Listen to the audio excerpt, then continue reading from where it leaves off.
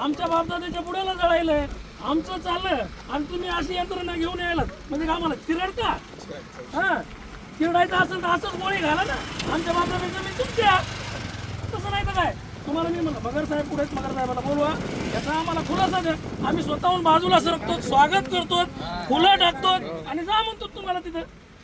आम्ही द्यायला बसलो ना, आम्ही तुम्हाला काय द्यायला बसलो, पण तुम्ही जर प्रशासकीय बाजू किंवा तुमच्या कायद्याच्या बाजूने तुम्ही न सांभाळता तुम्ही आमच्यावरती असे बुलडोजर क्रेन हे घेऊन येत असतात, याला कोण सांगितलंय?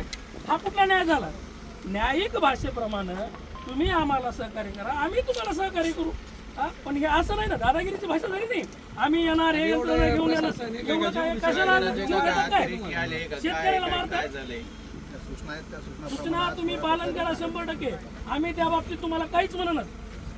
आम्हाला तुमच्याबद्दल काही बोलायचं नाही. तुम्ही आम्हाला आमच्या मुद्द्याची उत्तरं द्या, त्याच्यानंतर तुम्ही तुमची प्रोसिजर करा. वरिष्ठांना घेऊन या ना, आम्ही थांबा नाही, तुम्ही थांबा. वरिष्ठ येत नाही तोपर्यंत तुम्ही बसा, आम्ही तुमच्या गाडीच्या समोर इथं बसतो. त्यांना काय आधी हरकत आहे?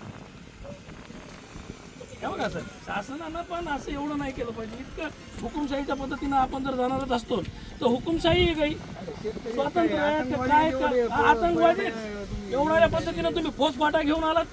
अहो, तुम्हाला त्याच वेळेस सांगितलं गोळ्या घाला ना, तयार आहेत आम्ही, छातीवरती गोळ्या